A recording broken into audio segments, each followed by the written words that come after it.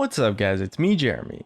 GNAR is a fighter/tank champion that was released on August 18th in 2014.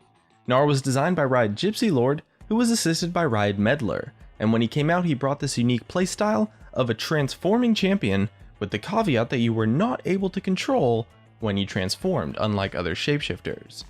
He's an awesome champion, but GNAR as he is today wasn't always the GNAR that was going to be released. He had the possibility to be a lot different to what he is now. So join me today in taking a look back before his release, to find out what GNAR could have been. And I gotta say that this is another what could have been episode that I'm actually super excited to present, because I got the chance to talk to Riot Gypsy Lord, the lead designer for GNAR, and ask him a bunch of questions about GNAR's design. So some, but not all of the info in this video is essentially exclusive, and this will be the first time the public hears about it. So big props to our man Riot Gypsy Lord for being kind enough to share the information. And if you guys enjoyed the video, hit that like button, and if you don't enjoy the video, hit that dislike, since if this video hits 10,000 ratings, I'm gonna buy myself, actually, let's let you guys decide. Whatever the top rated comment is, I'll buy if this video gets 10,000 likes. Within reason, of course. And let's get started. GNAR's development began with Riot Meddler asking himself and the champion design team about this concept of transforming champions. They wanted to make a new transformed champion that felt good to play as, but also good to play against. At this point in time, the transformed champions in the game were either completely broken and as such were frustrating to play against, or were heavily underpowered, and as such were not fun to play as. And a large part of that was due to the mechanics of the way the transform was designed in those champions. They realized that they wanted someone who would have identifiable strengths and weaknesses in both forms. And the reason why that didn't exist in the other transformed champions was because you were able to just switch forms at will. So if a champion had a meaningful weakness in any given form, they could just switch to the other form and that weakness was gone instantly. So they came to the answer that they needed a transformed champion that did not allow you to decide when you switched forms, and that heavily limited concept of gameplay was what they wanted to design a champion around, and they went with that right from the start, and began to work on the character surrounding it. As for GNAR's backstory, it began with him being almost like a hermit kind of pilgrim.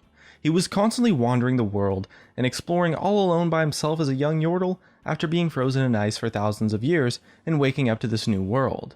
But he needed the tools to be able to survive the dangerous world on his own, so the idea that they came up with was like this man and monster style of transformation, akin to like Dr. Jekyll and Mr. Hyde, or maybe Bruce Banner and the Hulk, where this innocent little creature would unwillingly and unknowingly transform into a monstrous one.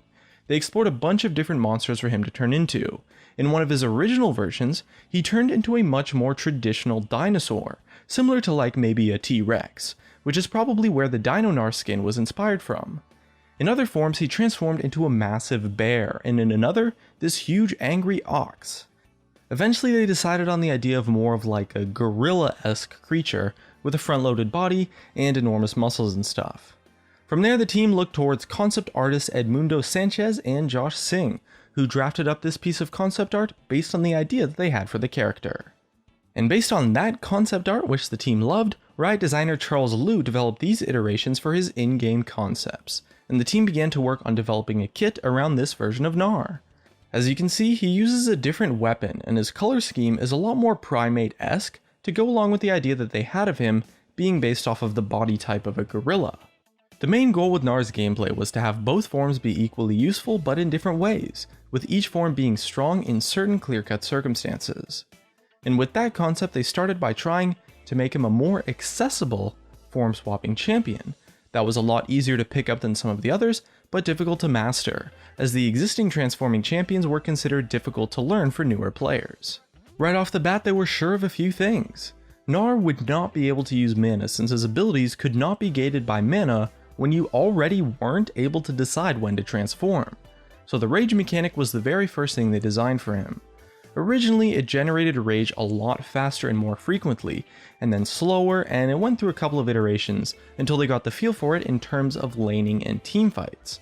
So they had his rage mechanic, but in order to give his kit meaningful weaknesses and ensure that he puts himself in danger when playing aggressive, they needed to give him super short range. So originally, GNAR was actually a melee character, or I guess mini GNAR was actually a melee character. This jawbone club weapon had a melee basic attack in both mini and mega GNAR form, and his auto attack in both forms did negligible damage, with the trade-off of making his abilities a bit more powerful. And as a result of being melee in both forms, in his mini form he was extremely fast, and had boatloads of movement speed, as a way to be slippery and elusive. However, although he did have a little bit of poke and some solid kiting ability, he performed poorly in skirmishes since his auto attack damage was mostly useless, regardless of which form he was in, and after seeing that version they knew it had to change. That was the moment that truly cemented the concept of mini GNAR being the sustained damage with solid kiting form that was also super squishy, while mega GNAR was this high impact super brawly form that was tanky, but also slow and kiteable. With those design concepts cemented, GNAR developed into this idea where each form had a much more concrete style from one another, and they figured out what his abilities would be a lot more, and the goal of him becoming easier to play became much more of a secondary goal and really just not that important, since they realized that they had to make him a much more complex and difficult champion if they wanted to accomplish their primary goal of limiting access to form swapping to create distinct and meaningful strengths and weaknesses in both forms. In order to accomplish that goal of accessibility though and making him a little bit easier to understand, they decided to make mini and mega GNAR share ability cooldowns. That way having 7 total abilities didn't really feel as overwhelming as the other transformed champions, since you would only ever have access to 4 at a time. And as well, they wanted to keep the abilities between the two forms mostly similar to make them similar to play. In a sense, GNAR's Q would always be a line skill shot regardless of his form, and his E would be a ground targeted leap regardless of his form as well. And that mechanic really brought a lot of fluidity to GNAR's kit and made the two forms feel really connected to one another, and opened up a lot of build diversity for him too in terms of items. The concept of sharing cooldowns between the two forms on the abilities while also having the abilities behave in similar ways, particularly the Q and the E, was this big aha moment in GNAR's design, and was the big factor that made them finally decide that GNAR was going to be a sure thing and would be brought to life. Originally, Mini GNAR had his own ultimate that was a separate ability from Mega GNAR's ultimate. I don't have the exact info on what the ultimate did though, but it was likely a disengage or maybe a kite tool that captured the mobile and agile playstyle of Mini GNAR. However, they decided against it, since Meddler felt that Mini GNAR and Mega GNAR having shared cooldowns on the ultimate was fairly counterintuitive, since his ultimate was something that you needed to have access to available on demand once you were in Mega GNAR. They didn't want the case of you having to wait out your Mega GNAR form in order to use the Mini GNAR ultimate. They needed him to have an ultimate that would always have relevance, since his transform time was already unreliable. They didn't also want to make his ultimate more unreliable on top of that. As well, Meddler decided that Mini GNAR didn't really need an ultimate to accomplish the goals that they had for his playstyle, so it was taken off of his kit. And at this point was when GNAR's design passed from Riot Meddler to Riot Gypsy Lord. Up until this point, Riot Meddler had been the sole design leader for GNAR, but he passed it over to work on other projects. And the first thing Riot Gypsy Lord did was change GNAR's weapon from the Jawbone Club into a boomerang, and gave him a ranged basic attack in the Mini GNAR form. By this point, his character and story had been developed a bit further after changing his weapon, and his model had been pretty much cemented in its design, but the gameplay was still far from it, and it still had a lot more to go through. From there, his ultimate was also changed into an ability that you guys might actually know about, which went by the name of Devour. This ultimate ability would eat an enemy champion for 3 seconds upon targeting them, and it would remove them from the world for those 3 seconds.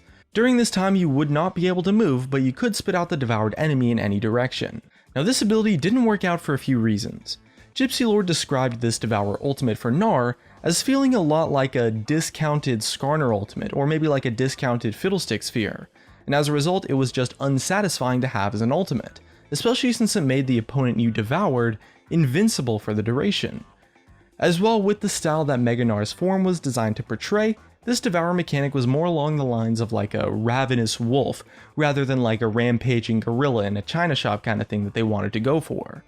GNAR needed to have an ultimate that would always have relevance and could have an immediate impact whenever it was available. Since his transform into Mega GNAR was already unreliable, it wasn't clean to make his ultimate in this Devour version unreliable as well. So this ultimate was scrapped, and after a few iterations was changed to the ultimate that he currently has now. And as I'm sure most of you probably know, this Devour ability would get stolen from Gypsy Lord and Riot Meddler by Riot Xenon for Tahm Kench. Xenon realized that on GNAR's kit this Devour mechanic completely had no place, but in order for the mechanic to work, and they did think it was really cool, they had to build the entire kit of the champion around it, which is what he aimed for when designing Tahm Kench, but that's a story for a different video. In addition, GNAR's W used to also be a lot more like Varus's W. It had a similar effect of applying stacks upon hitting your auto attacks on a target, and then once he stacked it up to 3 auto attacks, you would have to proc it using his boomerang, and then you would finally get the bonus movement speed, as well as the % max health bonus damage. And that ability didn't really work out because it was just clunky and unsatisfying, so they changed it to proc instantly, and to allow his other abilities to generate stacks as well in addition to his auto attacks. As well, another ability that went through a couple of road bumps during its design was GNAR's hop ability, his E. They knew that he was going to have some form of mobility, especially in his mini GNAR form right from the get-go, so the concept for his E was there from the start. However, in the early version of GNAR's kit, his hop ability was a lot more hoppy than it is now, in the sense that it actually had an unlimited amount of hops. So as long as you were actually landing on targets, you could bounce 5, 10, 15, 50, 100 times if you had enough things to actually bounce off of in the direction that you were hopping. It was a lot of fun when it worked, but it also felt super clunky since it was uncontrollable. Sometimes you'd hop too far, it was unpredictable, and was really just super crazy and unfair to play against, so it was toned down significantly to 1 bonus hop maximum. And after figuring out all of those things, GNAR's gameplay kit was fully fleshed out. Gypsy Lord did mention a bit about how GNAR had much less scrapped abilities compared to other champions, but I'm glad I was able to showcase pretty much all of them except for that one ultimate in mini GNAR form, rather than just the few major ones that we usually showcase in this type of video. And with those designs worked out, and after a few minor number tweaks, his gameplay kit had been fully completed to go along with his story, character, and personality. And with that, GNAR became this champion who was incredibly unique in that for the first time on any champion, you had to learn how to play during the transformations between forms, as well as learning how to play around the 2 different playstyles that his individual forms brought to the table. His kit was unique, complex, and had tons of depth, and it fit in quite nicely thematically with him being this prehistoric being that was almost out of place in the world, but also accomplished this monstrous beast and cute little goofball personality simultaneously. GNAR ended up becoming a pretty sweet champion, and although a lot of the versions he had during development were super awesome, there's no doubt that the design goals Riot Gypsy Lord and Riot Meddler had were quite successful, and GNAR was released to the public as a pretty sweet champion. And that's going to be it for me today. If you guys enjoyed the video, don't forget to hit that like button, and if you didn't, hit that dislike, subscribe if you want more videos like this one. Thanks for watching, and I'll see you guys next time.